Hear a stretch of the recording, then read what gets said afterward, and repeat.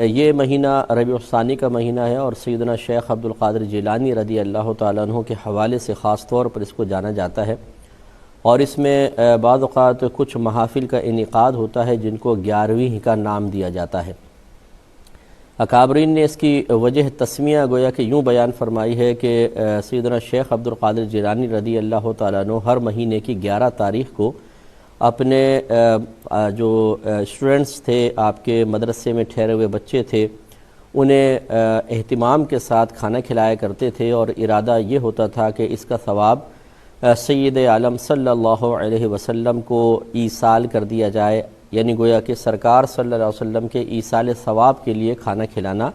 آپ کی عادت میں شامل تھا۔ جب آپ کا وصال ہوا تو آپ کے متبعین نے اسی آپ کے طریقے کو جاری رکھا،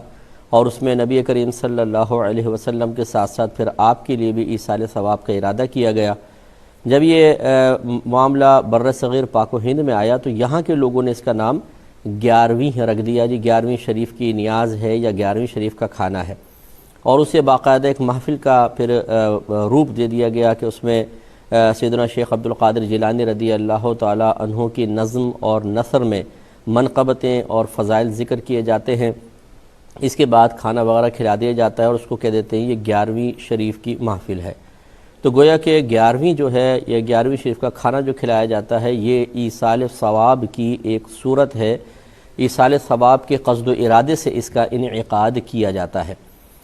اب سوال یہ پیدا ہوتا ہے کہ اس کو کہتے کیا، اس کی شرعی حیثیت کیا ہے، اور اس کو شرعی اس کا نام کیا رکھا جائے؟ تو اس کو ادباً نظر بھی کہتے ہیں، نیاز بھی کہتے ہیں۔ اس کو یوں سمجھ لیجئے کہ اگر کسی آپ دنیاوی بڑے شخص کی بارگاہ میں کوئی تحفہ پیش کرتے ہیں تو اس کو ادباً کہتے ہیں جی نظر پیش کر دی، نیاز پیش کر دی، چونکہ اس کھانا کھلانے سے مقصود ان بزرگ کو ثواب پہنچانا ہوتا ہے، گویا کہ ثواب ان کی خدمت میں پیش کرنا ہوتا ہے، اس لیے اسے بھی نظر اور نیاز کا نام دے دیا جاتا ہے۔ اس کی شرعی حیثیت اگر اچھی نیت کے ساتھ ہو اور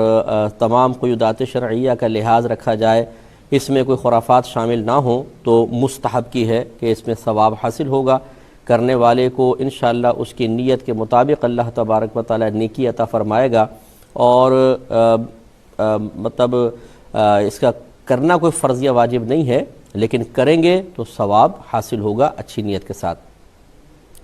اب یہ سوال پیدا ہوتا ہے کہ یہ نیاز جو ہے ہوتی ہے یہ شرعاً اس کا کھانا کیسا ہے؟ تو اس میں کچھ ڈاؤٹس پیدا ہو جاتے ہیں یا وسوسے پیدا ہوتے ہیں کہ یہ ایک کھانا ہے اور اس کھانے پر غیر اللہ کا نام لے لیا جاتا ہے، جیسے کہا گیا جی غوث پاک کی نیاز، اور جس چیز پر غیر اللہ کا نام لے لیا جائے اس کا کھانا شرعاً جائز نہیں ہوتا ہے۔ اور اس پہ بطور دلیل سورہ بقرہ کی آیت نمبر 173 بعض اوقات ذکر کی جاتی ہے۔ اللہ تعالیٰ نے فرمایا کہ انما حرم علیکم المیتۃ والدم ولحم الخنزیر وما اہل بہ لغیر اللہ۔ اللہ تعالیٰ فرماتا ہے کہ محض حرام کیا گیا، یہ حرام کیا اللہ تبارک و تعالیٰ نے تم پر مردار کو، خون کو، خنزیر کے گوشت کو، وما اور وہ جو اہل بہ پکارا گیا ہو، آواز بلند کی گئی ہو اس کے ساتھ، لغیر اللہ اللہ کے غیر کے لیے۔ تو یہاں ماں سے مراد جو ہے وہ بعض حضرات یہ کہتے ہیں کہ اس سے ہر چیز مراد ہے، چنانچہ اس سے کھانا بھی مراد ہے، ہر وہ کھانا جس پر غیر اللہ کا نام پکار لیا گیا ہو، اللہ تعالیٰ نے فرمایا وہ کھانا حرام ہے۔ تو پہلے تو میں آپ کو اس کا صحیح جو مفہوم ہے وہ عرض کر دیتا ہوں کہ یہ آیت اس طرح کھانوں کے لیے استعمال کرنا اور نیاز کے لیے استعمال کر کے اس کو حرام قرار دینے کی کوشش کرنا، یہ ایک بہت بڑی علمی خیانت ہے، ایسا نہیں ہونا چاہیے، اور اگر کوئی اس خیانت سے باز نہ آئے تو وہ خود اعتراض سے بچ نہیں سکتا ہے۔ یہاں جو ہمارے اکابرین ہیں وہ فرماتے ہیں کہ یہاں ماں سے مراد وما اہل بہ لغیر اللہ، اور وہ جو جس پر اللہ کے غیر کو پکارا گیا ہو، اس کے نام کو بلند آواز سے ذکر کیا گیا ہو، یہاں ماں سے مراد عموم نہیں ہے، بلکہ وہ جانور ہے جس پر بوقت ذبح غیر اللہ کا نام لیا گیا ہو۔ اس آیت کے نزول کا پس منظر یہ ہے کہ کفار اپنے بتوں کے نام پر جانوروں کو ذبح کرتے تھے، اور طریقہ کار یہ تھا کہ وہ لٹا کر پھر اپنے بت کا نام لیتے تھے، لات کے نام پر، عزہ کے نام پر، منات کے نام پر اس کو کاٹ دیا کرتے تھے۔ اس ذبیحہ کو اللہ نے منع فرمایا کہ جس ذبیحہ پر بوقت ذبح غیر اللہ کا نام پکارا گیا ہو وہ تمہارے لیے کھانا جائز نہیں ہے۔ اس کی تائید کن کن دیکھیں تفاسیر سے ہو رہی ہے، وہ میں ذکر کر دیتا ہوں، اور پھر جو اس کو نیاز کے لیے استعمال کرتا ہے وہ بھی وہ تفاسیر کو ایسی پیش کرے کہ جس سے ثابت ہو کہ نیاز کو منع کرنے کے لیے اللہ تبارک و تعالی نے اس آیت کریمہ کو نازل کیا۔ جلالین ایک بڑی مشہور تفسیر ہے اور ہر مکتب فکر تقریباً اپنے دارالعلوم میں پڑھاتا ہے۔ اس میں علامہ جلال الدین سیوطی اس آیت کا مفہوم بیان کرتے ہیں کہ ماں سے مراد کیا ہے، فرماتے ہیں اے ذبیحہ علی اسم غیرہ، یعنی اس سے مراد وہ جانور ہے جسے اللہ تبارک و تعالیٰ کے غیر کے نام پر ذبح کیا گیا ہو۔ والاحلال رفع الصوت، احلال کا مطلب ہوتا ہے آواز کو بلند کرنا۔ وکانوا یرفعونہ عند الذبح لآلہتہم، عند الذبح لآلہتہم، اور یہ فرماتے ہیں کہ وہ جو کفار تھے سرکار کے دور میں وہ ذبح کے وقت اپنے خداؤں کے نام کو بلند آواز سے ذکر کیا کرتے تھے۔ تفسیر بیداوی بڑی مشہور تفسیر ہے اور یہ بھی مختلف مکاتب فکر میں پڑھائی جاتی ہے۔ اے رفع بہ الصوت عند ذبحہ للصنم، یعنی بلند کیا جاتا ہے اس کے ساتھ، یعنی وہ جانور مراد ہے کہ بلند کیا جاتا ہے اس کے ساتھ آواز کو اس کے ذبح کے وقت بتوں کے لیے،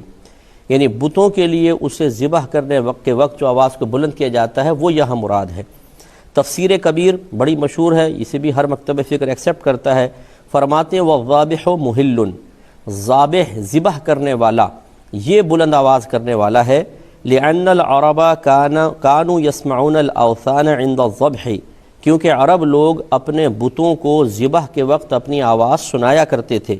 ويرفعون اصواتهم بذكرها،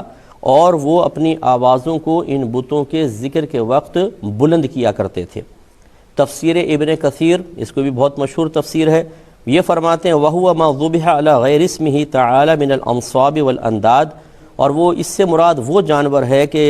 جسے اللہ تبارک و تعالیٰ کے غیر کے نام پر ذبح کیا گیا ہو، بتوں کے لیے یا شرکاء کے لیے۔ اور تفسیر خازن میں ہے کہ یعنی وَمَا ذُبِحَ لِلْأَصْنَامِ وَالطَّوَاغِيتِ، یعنی اس سے مراد وہ جانور ہے جسے بتوں اور شیاطین کے لیے ذبح کیا گیا ہو۔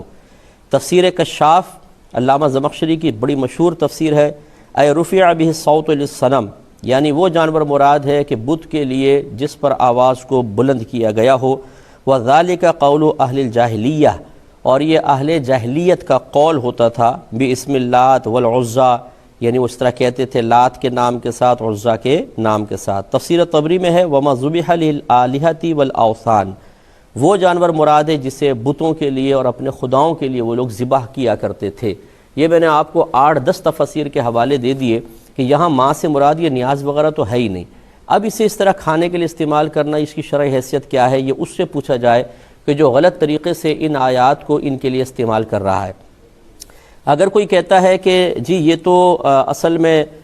مفسرین نے لکھ دیا نا کہ ماں سے مراد ذبیحہ ہے، ماں کا مطلب ہوتا ہے تو جو، اور جو سے مراد پھر ہر شے ہے جس پہ غیر اللہ کا نام لیا جائے وہ حرام ہو جاتی ہے، اس کا جواب میں دیتا ہوں ایک کال لینے کے بعد۔ السلام علیکم۔ تو اب اگر کوئی کہے کہ جی یہ ہمیں مفسرین کو ہم رد کرتے ہیں، بالکل بڑے بڑے اکابرین جو سن 3 ہجری سن 4 ہجری کے ہیں انہیں سمجھ میں نہیں آئی، یہ 15ویں صدی ہجری کے اندر سمجھ میں آنا شروع ہوا کہ یہاں ماں سے مراد ذبیحہ نہیں ہے بلکہ اور چیزیں ہیں۔ چلے اگر آپ کی یہ بھی آپ کی تعویل قبول کر لی جائے کہ ماں سے مراد ہر وہ شے ہے جس پہ غیر اللہ کا نام پکارا گیا ہو، تو میں آپ سے پوچھتا ہوں اگر آپ قربانی کا جانور لے کر آئیں اور کوئی پوچھے یہ کس کا جانور ہے، اب بتائیں اس پہ اللہ کا نام لیں گے یا غیر اللہ کا؟ اگر آپ کہتے ہیں کہ جی میرا جانور ہے، چودھری اکرم صاحب کا جانور ہے، تو آپ نے اس پر غیر اللہ کا نام پکار دیا، جانور حرام ہوگا۔ اگر آپ کہیں کہ نہیں یہ تو صرف ایک شناخت کے لیے بیان کیا گیا، اصل میں تو جانور اللہ کے لیے ذبح کریں گے، تو پھر اس کھانے کے اندر کیا پرابلم ہے؟ اس کھانے میں جو نیاز کھلائی جاتی ہے، اس میں یاد رکھیں مسلمانوں کا بنیادی نظریہ اور عقیدہ یہی ہوتا ہے، ان کی سوچ اور فکر یہ ہوتی ہے کہ کھانا صرف اللہ کے لیے ہوگا، اللہ تعالیٰ کی بارگاہ سے ہی ثواب ملے گا، اللہ تعالیٰ کا ہی قرب حاصل کرنا مقصود ہے، صرف ثواب فلاں بزرگ کو پہنچائیں گے، یہ ارادہ ہوتا ہے کہ اس کا ثواب فلاں بزرگ، ورنہ کھانا اللہ کے لیے ہوتا ہے، اس پہ ثواب کا ترتب بھی اللہ کی طرف سے ہوگا، اللہ تعالیٰ کا ہی قرب حاصل کرنا مقصود ہو، اور پھر اس کا ثواب فقط بزرگان دین کو پہنچا دیا جائے تو اس میں کیا حرج ہے؟ اور شناخت کے لیے بس یہ کہہ دیتے ہیں بھئی یہ نیاز کس کی ہے؟ غوث پاک کی نیاز ہے، امام جعفر صادق کی نیاز ہے، یہ خواجہ صاحب کی نیاز ہے، تو یہ صرف شناخت کے لیے ہے، یہ نہیں ہے کہ اس نیاز کو ان بزرگوں کی بارگاہ میں پیش کر کے ان کی توجہ اور ان کا قرب حاصل کرنا مقصود ہو، ان کی رضا کے لیے کھانا کھلایا جا رہا ہو، ایسا نہیں ہوتا ہے۔ آخر میں خلاصتاً میں دوبارہ اس کو انشاءاللہ ذکر کروں گا، لیکن مختصر سے بریک کے بعد۔ تو آپ کی خدمت میں گزارش کر رہے تھے، خلاصہ کلام یہ ہے کہ نیاز ادباً اس تحفے کو، گفٹ کو کہتے ہیں جو کسی بزرگ کی خدمت میں پیش کیا جاتا ہے۔ بزرگوں کے نام کا جو کھانا کھلایا جاتا ہے اس کو ادباً نیاز اسی لیے کہتے ہیں کہ اس سے حاصل ہونے والے ثواب کو ان بزرگوں کو ایصال کرنا مقصود ہوتا ہے۔ جب نظر و نیاز کا کھانا کھلایا جاتا ہے، اس میں بیسک کانسیپٹ یہی ہوتا ہے، سوچ اور فکر